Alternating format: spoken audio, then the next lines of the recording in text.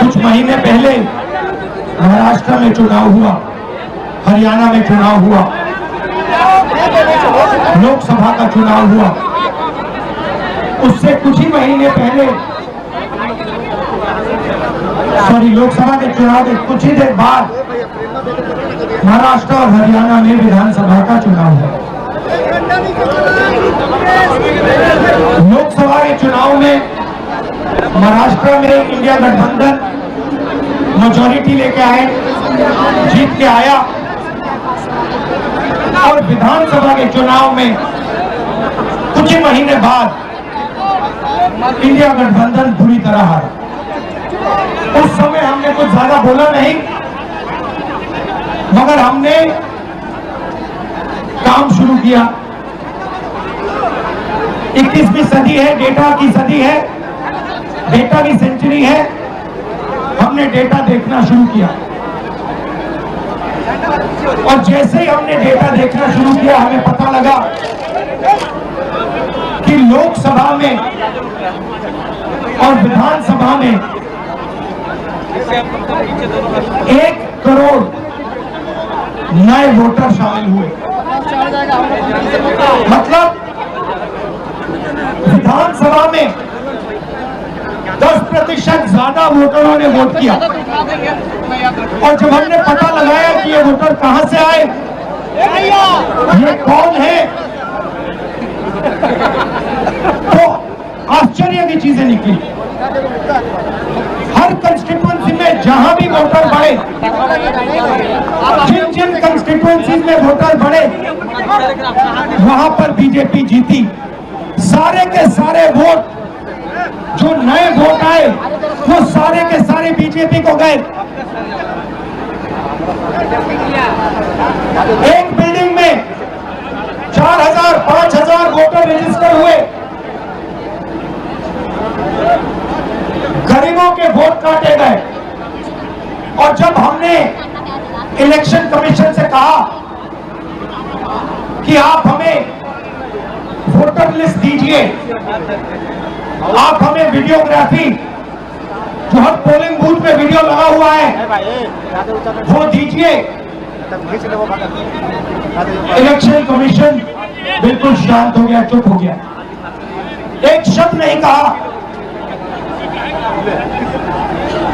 एक बार नहीं, अनेक बार हमने उनसे कहा कि देखिए, कानून कहता है कि हमें वोटर लिस्ट दी जाए, कानून कहता है कि वीडियोग्राफी हमें दी जाए।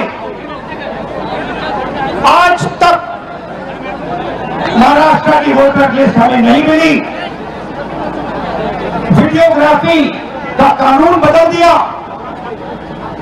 क्योंकि वो सच्चाई छुपाना चाहते हैं। यहाँ पे हम आए हैं, 7 मूर्ति हमारे पीछे है। यहाँ लोग शहीद हुए, संविधान के लिए शहीद हुए, और संविधान में लिखा है कि हिंदुस्तान के हर नागरिक को, चाहे वो किसी भी जात का हो, किसी भी धर्म का हो, हर नागरिक को एक वोट मिलना चाहिए। इलेक्शन कमीशन, मैं आपको साफ बोल रहा हूं, और आप जानते हो, मैं बिना बात को समझे, बिना गहराई में जाकर मैं नहीं बोलता हूं। मैं हिंदुस्तान की जनता को और बिहार की जनता को कह रहा हूं कि महाराष्ट्र का चुनाव चोरी किया गया था, और जैसे महाराष्ट्र का चुनाव चोरी किया गया था, वैसे ही बिहार का चुनाव चोरी करने की कोशिश की जा रही है। देखिए, उन्हें पता लग गया कि हमने महाराष्ट्र मॉडल समझ लिया है, इसीलिए वो हम नया बिहार मॉडल लाए हैं। और मैं आपको साफ बताना चाहता हूं कि ये गरीबों का वोट छीनने का तरीका है।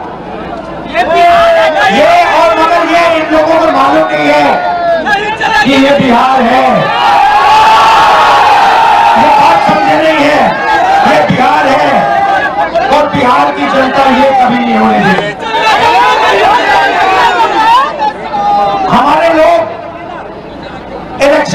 कमिश्नर से जाके मिले।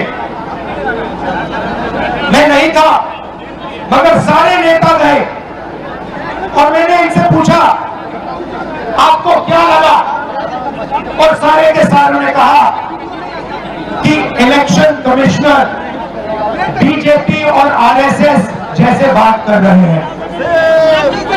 वो भूल गए हैं कि वो किसी राजनीतिक पार्टी के नहीं है, वो हिंदुस्तान के इलेक्शन कमिश्नर है और उनका काम इस संविधान की रक्षा करने का है। और मैं यहां से क्लियर मैसेज देना चाहता हूं, आपको जो करना है करिए, मगर बाद में कानून आप पर लागू होगा। भूलिए मत, आप कितने भी बड़े हो, कहीं भी बैठे हो, कानून आपको नहीं छोड़ेगा। मैं आपको गारंटी दे रहा हूं कि कानून आपको नहीं छोड़ेगा। आपका काम बीजेपी का काम करने का नहीं है, आपका काम हिंदुस्तान के संविधान की रक्षा करने का है। आपका काम बिहार की जनता का जो वोट है, बिहार की जनता के दिल के अंदर जो है, उसको पूरा करने का है, और आप अपना काम नहीं कर रहे हो। पहले इलेक्शन कमिश्नर सिर्फ बीजेपी नहीं चुनती थी, पहले इलेक्शन कमिश्नर को बीजेपी, ऑपोजिशन पार्टी और जो हमारे चीफ जस्टिस है, जिन्होंने मांग की कि हमें बैठने दो, हमें इलेक्शन कमिश्नर चुनने दो, उनको बाहर फेंक दिया, उनको कमरे के अंदर आने नहीं दिया, और हमें भी साफ कह दिया कि भैया यही नाम है, ये बीजेपी के नॉमिनेटेड इलेक्शन कमिश्नर हैं। ये देश की सच्चाई है, और मैं बिहार के युवा से कहना चाहता हूं, ये सिर्फ आपसे वोट चोरी नहीं हो रहा है, ये आपका भविष्य चोरी हो रहा है। आपसे आपका हक जो बनता है, जो रोजगार है, आपका धन है, ये सब आपसे चोरी किया जाएगा। ये चोरी नहीं होने देनी, और आपको, बिहार के युवा को, ये चोरी नहीं होने देनी है। और पूरा इंडिया गठबंधन आपके साथ खड़ा है, और हम ये चोरी कभी नहीं होने देंगे। आप सबका दिल से मैं धन्यवाद करता हूं, जो सीनियर नेता आए हैं इंडिया गठबंधन के, आपका धन्यवाद करता हूं, और जो यहाँ भी आई है, आपका भी दिल से धन्यवाद करता हूं। धन्यवाद, नमस्कार, जय हिंद, जय संविधान।